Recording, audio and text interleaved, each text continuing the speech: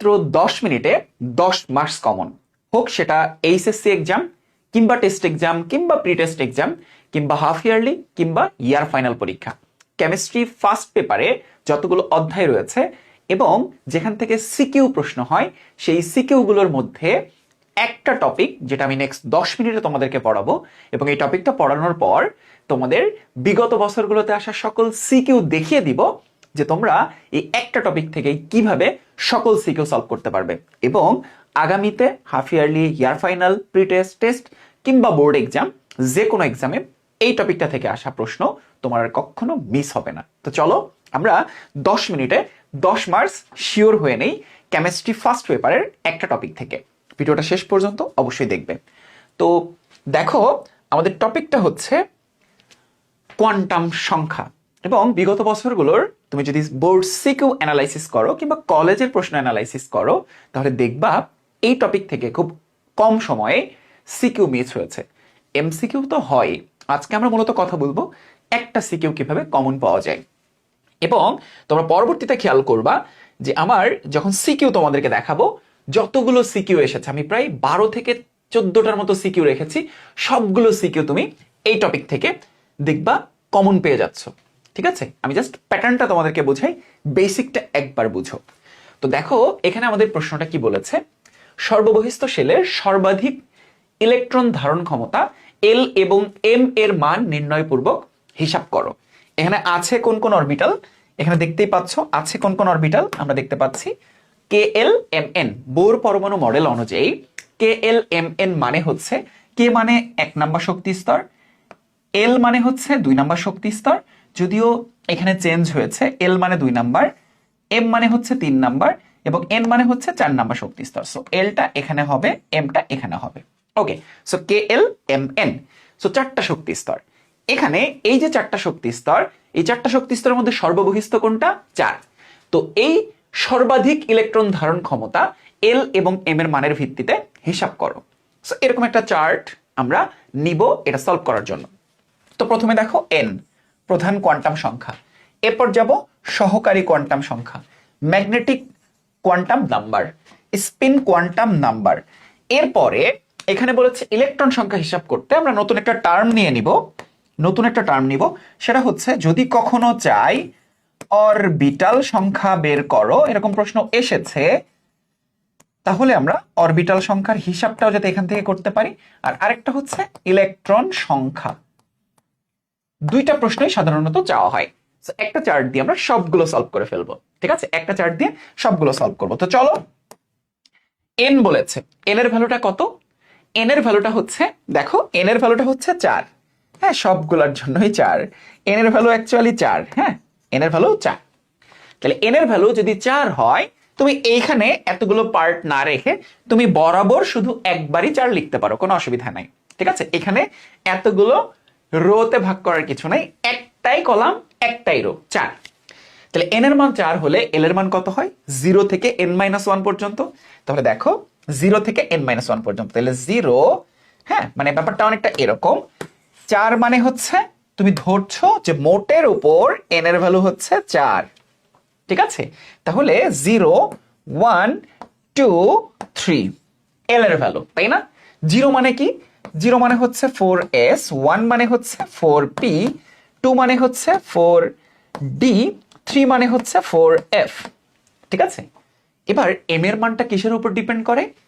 -l থেকে +l পর্যন্ত। তাহলে দেখো 0 মানে কি? 0ই হবে।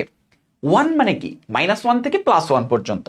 তাহলে -1, 0, +1। আবার 2 মানে কত? 2 মানে হচ্ছে -2, -1, 0, +1 এবং +2। 3 মানে কি? একই রকম ভাবে -3, -2, -1, 0, +1, +2 এবং +3। ক্লিয়ার? এরপরে দেখো স্পিন কোয়ান্টাম সংখ্যা পুরোপুরি ডিপেন্ড করে এম এর মানের উপরে, দুঃখিত, এম এর মানের উপরে। দেখো 0 মানে হচ্ছে s, px, py, pz, প্রত্যেকটাতে কয়টা করে ইলেকট্রন থাকতে পারে? 2টা করে ইলেকট্রন থাকতে পারে। তাহলে দেখো 0 মানে হচ্ছে ±½ কারণ 2টা ইলেকট্রন থাকতে পারে। ঠিক আছে, তাহলে পি এক্স এ দুইটা, পি ওয়াই তে দুইটা, পি জেড এ কয়টা? দুইটা, তাহলে টোটাল 6টা, যেটাকে আমরা লিখতে পারি 3 into plus minus half. Same goes for 5 plus minus half, যেহেতু 5 জোড়া ইলেকট্রন কিভাবে এসেছে?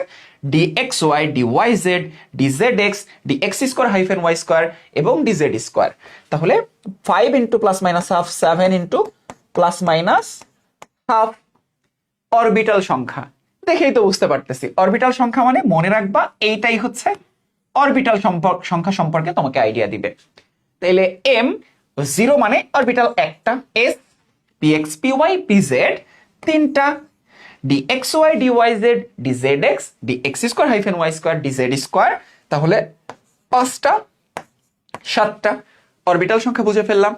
ঠিক আছে, তোমরা মাথায় রাখবা পি হচ্ছে একটা উপশক্তি স্তর, পি এক্স হচ্ছে অরবিটাল। অন্য একটা ভিডিওতে অরবিটাল এবং উপশক্তি স্তরের মধ্যে পার্থক্য কি সেটা তোমাদেরকে শেখাবো। ঠিক আছে, তবে মাথায় রেখো এই যে p x p y p z এগুলো হচ্ছে এক একটা অরবিটাল। কোনো একটা অরবিটালে সর্বোচ্চ কয়টা ইলেকট্রন থাকতে পারে? 2টা করে ইলেকট্রন থাকতে পারে। উপশক্তি স্তরে একাধিক ইলেকট্রন থাকতে পারে। কোনো একটা অরবিটালে সর্বোচ্চ 2টা ইলেকট্রন থাকতে পারে। P x p y p z প্রত্যেকটাতে 2টা করে ইলেকট্রন থাকতে পারে। D x y d y z এগুলোতে সর্বোচ্চ কয়টা করে ইলেকট্রন থাকতে পারে?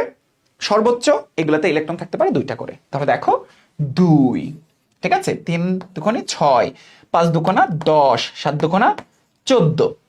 তাইলে এবার আসো মোট ইলেকট্রন কয়টা? মোট হচ্ছে অরবিটাল সংখ্যা হচ্ছে 16, মোট ইলেকট্রন সংখ্যা হচ্ছে 32। তাহলে দেখো n সমান যদি 4 হয় 2n স্কোয়ার সমানও কিন্তু 32। এটা হচ্ছে ফর এমসিকিউ, বাট রিটেন টেস্টে যদি আসে তাহলে তোমাকে এইভাবেই দেখাইতে হবে। কখনো তোমাকে চাইবে অরবিটাল সংখ্যা, কখনো চাইবে ইলেকট্রন সংখ্যা। এখন একটা ব্যাপার বুঝো যে তোমার যদি n সমান 3 বলতো, n সমান 3 বললে তুমি কতটুকু দেখাইতা? n সমান 3 বললে তুমি ঠিক এই যে এইটুকু দেখাইতা। যদি কখনো n সমান 3 বলে তাহলে অরবিটাল সংখ্যা হতো কয়টা? 9টা, ইলেকট্রন সংখ্যা হতো 18টা। খুবই সিম্পল, তাই না? তো এবার চলো আমরা এই টপিকগুলোর উপরে যত সিকিউ এসেছে সেগুলো আমরা একটু দেখে নেই। দেখো সিকিউ সলভিং আমরা দেখবো হচ্ছে ঢাকা বোর্ড 2022 KLMN, এটাই আমরা মাত্র সলভ করলাম। বলেছে এর মান নির্ণয় পূর্বক হিসাব করো ইলেকট্রন ধারণ ক্ষমতা। এটা অলরেডি ডান। দেখো তো এখন কি টপিকগুলো পানির মতো লাগছে না? পানির মতো লাগছে।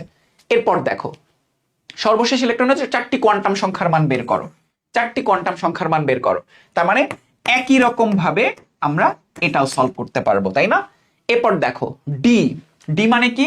n সমান 4, already done. Comilla board 2019, Dhaka Chittagong board 2023, Rajshahi board 2022, এখানে বলেছে ডি শক্তি স্তর, তার মানে n সমান 4 এর জন্য সবকিছু বের করতে হবে। দেখো পরেরটা কুমিল্লা বোর্ড 2022, ডি শেলে 32টির বেশি ইলেকট্রন থাকতে পারে না, তার মানে ওই আবারও একই চার্ট দিয়ে ব্যাখ্যা করতে হবে। এল এবং এম এর মান ব্যবহার করে কয়টা ইলেকট্রন আছে বের করো। সেম, এখানে n সমান 3 এর জন্য বের করতে হবে, তাই না? একই নিয়ম। এরপরে দেখো মডেলটি সর্ববহিস্থ কক্ষপথে কয়টি ইলেকট্রন থাকতে পারে তা বের করো, তার মানে n সমান 4 এর জন্য। Same goes for Sylhet board 2021, same goes for Mymensingh board 2021, same goes for সম্মিলিত বোর্ড 2018। দেখো এখানেও n সমান 3 এর জন্য। এবং এরপর দেখো রাজশাহী বোর্ড 2017 কয়টা ইলেকট্রন থাকতে পারে? n সমান 3 এর জন্য। এরপরে সম্মিলিত বোর্ড 2018, এখানে n সমান 4 এর জন্য। এরপর দেখো ঢাকা বোর্ড 2017, এখানেও n সমান 3 এর জন্য। সো এখন নিশ্চয়ই তোমরা বুঝতে পারছো যে সকল সিকিউ তুমি কমন পাবা শুধুমাত্র একটা চার্ট মনে রাখলে। এই টাইপের মধ্যে বিগত বছরগুলোতে যতগুলো সিকিউ হয়েছে আমি সবগুলো সিকিউ কিন্তু এখানে রেখে দিয়েছি তোমাদের জন্য। কি এখন একটা এক্সট্রা কনফিডেন্স কাজ করছে না? এই ভিডিওটা শেষ করে তুমি এবার যাবা তোমার টেস্ট পেপারে কোয়ান্টাম সংখ্যা থেকে আসা যত সিকিউ এসেছে তুমি পারো কিনা, এবং আমি শিওর তুমি এখন থেকে কোয়ান্টাম সংখ্যার কোনো সিকিউ আর ভুল করবে না। ভিডিওটা কেমন লেগেছে সেটা জানিও, কমেন্ট বক্সে জানিও কেমন লেগেছে। পরবর্তীতে কোন টপিকের উপরে ভিডিও চাও, কোন চ্যাপ্টারের উপরে চাও সেটাও জানিও, বন্ধুদেরকে জানাই দিও। তাদের 10 মার্কস পাওয়ার জন্য এই ভিডিওটা তাদের শেয়ার করে দিও। সো আশা করছি এই কোয়ান্টাম সংখ্যা তোমার একটা ফেভারিট টপিকে পরিণত হলো। সো পরবর্তী কোনো একটা ভিডিওতে আবার কোনো একটা টপিক নিয়ে তোমাদেরকে পুরো একদম অ্যানালাইসিস করে দেখাবো যে বিগত বছরগুলোতে কতগুলো প্রশ্ন এসেছে। সো শেয়ার করার কথা কি বলতে হবে? হোপফুলি না।